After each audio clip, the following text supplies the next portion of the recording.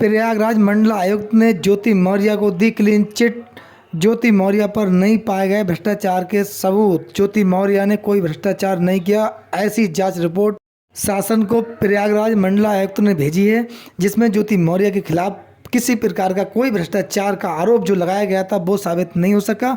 हालांकि उनके पति आलोक मौर्य ने अपनी शिकायत वापस ले ली थी और उन्होंने कहा था कि मैं अपनी शिकायत वापस ले रहा हूँ। उसके बावजूद भी जो कमेटी गठित हुई थी उसमें मंडल आयुक्त ने अपनी रिपोर्ट भेजी है कि अब तक ज्योति मौर्य के खिलाफ जो भ्रष्टाचार के आरोप लगे थे वह साबित नहीं हो सके हैं, यानी कि ज्योति मौर्य बिल्कुल पाक साफ और निष्पक्ष है। उनके द्वारा किसी प्रकार का भ्रष्टाचार और अवैध धन वसूली नहीं की गई थी। अब यही जांच रिपोर्ट शासन के समक्ष जाएगी, शासन इस पर संज्ञान लेगा, यानी कि ज्योति मौर्य पर जो आरोप लगे थे भ्रष्टाचार के आरोप, अवैध धन वसूली के, वो फाइल अब बंद कर दी जाएगी। इसमें भ्रष्टाचार के सबूत नहीं मिलने के कारण ये फाइल अब बंद होगी, इस पर जांच अब बंद हो जाएगी। दूसरी तरफ ये कि ज्योति मौर्य जो उनका मुकदमा न्यायालय में विचाराधीन है, अपने पति आलोक मौर्य से तलाक का मुकदमा प्रयागराज फैमिली कोर्ट में जो मुकदमा विचाराधीन है उसमें 6 दिसंबर की डेट नियत कर दी गई है, यानी कि 6 दिसंबर को इस पर अगली सुनवाई होगी। दोनों पक्षों के अधिवक्ताओं ने न्यायालय में हाजिरी माफ़ी देकर अपनी जो है अगली डेट न्यायालय में सुनिश्चित करा ली है। अब एक प्रकार से देखा जाए ज्योति मौर्य का जो पूरा मुद्दा था, जो पूरा मामला था, वो धीरे धीरे समाप्त होता जा रहा है। यानी कि ज्योति मौर्य जिस प्रकार से मीडिया में छाई रही, उन पर काफ़ी आरोप लगे थे। उनके पति ने अवैध प्रेम प्रसंग का आरोप लगाया था, अवैध संबंधों का आरोप मनीष दुबे के साथ लगाया था। वो ज्योति मौर्य का मामला शिकायत लेने के बाद बिल्कुल ठंडे बस्ते में चला गया था, क्योंकि आलोक मौर्य ने शिकायत वापस ली थी। भ्रष्टाचार के मामले में जो शिकायत की थी वो भी वापस ली थी। एक प्रकार से वहाँ बहुत बड़ी राहत ज्योति मौर्य को मिली थी। दूसरी तरफ प्रयागराज मंडल आयुक्त ने जो जांच रिपोर्ट भेजी है उसमें भी ज्योति मौर्य को काफ़ी राहत मिली है, यानी कि भ्रष्टाचार के आरोप ज्योति मौर्य पर क्लियर नहीं हो सके। यहाँ पर काफ़ी राहत के साथ ज्योति मौर्य ने ली होगी। दूसरी तरफ एक और मामला, यानी कि मनीष दुबे और आलोक मौर्य का। कई लोगों का कहना है कि मनीष दुबे और आलोक मौर्य के बीच भी सुलह के आसार बने हैं, यानी कि जो आलोक मौर्य ने मनीष दुबे के खिलाफ शिकायत की थी अपनी पत्नी के साथ अवैध प्रेम प्रसंग के और अवैध संबंधों के आरोप मनीष दुबे पर आलोक मौर्य ने लगाए थे, जो मामला भी काफ़ी सनसनीखेज था। और ज्योति मौर्य और मनीष दुबे पर अपनी हत्या रचने के साजिश का आरोप भी आलोक मौर्य ने इन दोनों पर लगाया था। उसके बाद भ्रष्टाचार और अवैध धन वसूली का भी आरोप लगाया था, जिसमें आलोक मौर्य ने शिकायत वापस ली थी। शिकायत वापस लेने के बाद आलोक मौर्य ने कहा था कि मेरे बीच जो है किसी प्रकार कोई समझौता नहीं हुआ है इन लोगों से, और ना ही मैंने कोई दबाव महसूस किया, ना कोई दबाव है। यानी कि उन्होंने कहा किसी प्रकार कोई दबाव में मैंने शिकायत वापस नहीं ली है, बस मैंने अपनी केवल शिकायत वापस ली है। फिर भी यहाँ पर काफ़ी ये बात उठी थी, लोगों का कहना था कि यहाँ पर आलोक मौर्य कहीं ना कहीं दबाव में है, आलोक मौर्य ने डर की वजह से शिकायत वापस ली है, आलोक मौर्य दबाव महसूस कर रहा है, उसे अपनी जान में खतरा है। कुछ लोगों का कहना था कि आलोक मौर्य के द्वारा बहुत बड़ी एक टीम है उसके द्वारा डील हुई है। यानी कि ये तमाम चर्चाएँ रहीं, लेकिन अब इन चर्चाओं पर विराम लगता हुआ नजर आ रहा है। उधर लोगों का ये भी कहना है कि आलोक मौर्य और मनीष दुबे कहीं ना कहीं एक होने जा रहे हैं। आलोक मौर्य ने मनीष दुबे से कहीं ना कहीं माफ़ी मांग ली है, उन्होंने एक्सेप्ट किया है कि मैंने जो किया वो गलत किया, मेरे द्वारा जो आरोप लगाए गए थे, जो मीडिया के समक्ष व्हाट्सअप चैट तमाम जो ऑडियो वीडियो दी गई थी वो नहीं देनी चाहिए थी, मेरी भूल थी।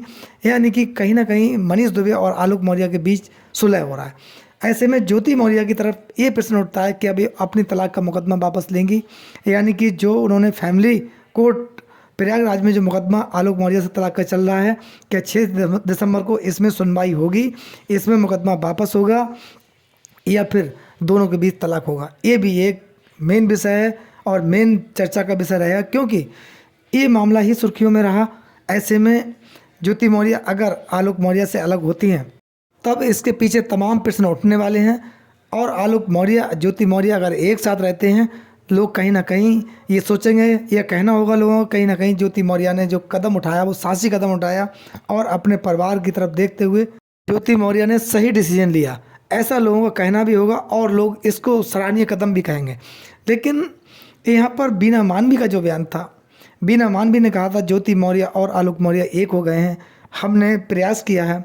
यहाँ पर अब दूसरा मामला ज्योति मौर्य और मनीष दुबे का था, यानी कि जो आरोप उनके पति ने लगाए थे कि मेरी पत्नी के साथ अवैध प्रेम प्रसंग और संबंध मनीष दुबे के हैं, वो आरोप सनसनीखेज था क्योंकि एक परिवार का मामला था। इसमें बीना मानवी ने हस्तक्षेप किया और आलोक मौर्य को काफ़ी दोषी करार दिया, आलोक मौर्य को ही गलत सिद्ध किया और तमाम बयान ऐसे थे जिसमें आलोक मौर्य को ही उन्होंने प्रथम दृष्टया गलत बताया और कहा कि आलोक मौर्य ने ज्योति मौर्य से माफ़ी मांगी, पैरों में गिर कर रोने लगे, गिड़गिड़ा रहा है आलोक मौर्य। कहीं ना कहीं आलोक मौर्य ज्योति मौर्य के सामने बोलने में अक्षम है, यानी कि आलोक मौर्य ही दोषी है।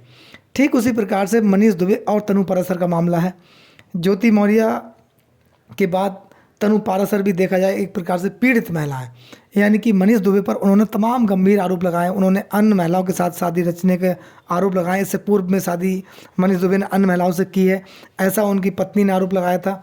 और उन्होंने मनीष दुबे पर तमाम गंभीर आरोप लगाते हुए ये भी कहा था कि मनीष दुबे ने मेरे साथ धोखा किया, यानी कि छल से मेरे साथ विवाह किया और मुझे प्रताड़ित किया। तमाम ऐसे आरोप जिनकी कानूनी जंग तनु पाराशर न्यायालय के समक्ष लड़ रही हैं, जिसमें मनीष दुबे की कानूनी जंग न्यायालय के समक्ष लड़ रहे हैं, यानी कि तनु पाराशर एक प्रकार से देखा जाए न्यायिक प्रक्रिया के तहत अपनी लड़ाई लड़ रही हैं। ठीक उसी प्रकार से एक महिला होमगार्ड ने भी मनीष दुबे पर आरोप लगाए थे। उन्होंने सनसनीखेज आरोप मनीष दुबे पर लगाए थे। इससे पूर्व भी उन्होंने 2 बार शिकायत मनीष दुबे की थी, जिसमें जांच हुई, लेकिन वो कहीं ना कहीं जांच मनीष दुबे के पक्ष में गई। उसके बाद महिला होमगार्ड ने पुनः शिकायत की और मीडिया के समक्ष भी उन्होंने बयान दिया, जिसमें मनीष दुबे दोषी सिद्ध हुए और दोषी उनकी रिपोर्ट जो है वो शासन को भेज दी गई थी, लेकिन उस पर कोई कार्रवाई नहीं हो सकी। अब इधर मनीष दुबे की पत्नी तनु पाराशर के मामले में बीना मानवी की क्या सोच है? क्या बीना मानवी तनु पाराशर और महिला होमगार्ड की मदद करेंगी? ठीक उसी प्रकार जिस प्रकार ज्योति मौर्य की मदद की थी। यहाँ पर लोगों का काफ़ी ये कहना है कि बीना मानवी पीड़ित महिलाओं की वास्तविक मददगार हैं, तब यहाँ पर तनु पाराशर और महिला होमगार्ड की मदद करें, उनके साथ खड़ी हों। यानी कि अगर मनीष दुबे ने गलती की है, मनीष दुबे दोषी हैं, उनके खिलाफ कार्रवाई हो, ये आवाज़ बीना मानवी उठाएं। क्या ये आवाज़ उनके उठाने लायक नहीं है? क्या महिला विकास मंच बीना मानवी जिसकी अध्यक्ष हैं वह तनु पाराशर और महिला होमगार्ड के साथ खड़ी होंगी? लोगों को बीना मानवी से ये उम्मीद है, लेकिन पूरे प्रकरण में आज तक बीना मानवी का तनु पाराशर के पक्ष में या फिर महिला होमगार्ड के पक्ष में आज तक कोई बयान नहीं आया।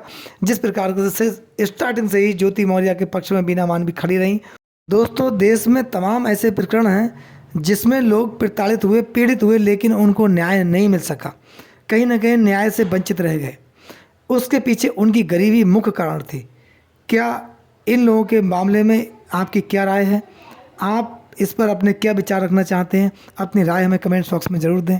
आपके प्यार और सहयोग के लिए आपका बहुत बहुत धन्यवाद। नमस्कार, जय हिंद, जय भारत।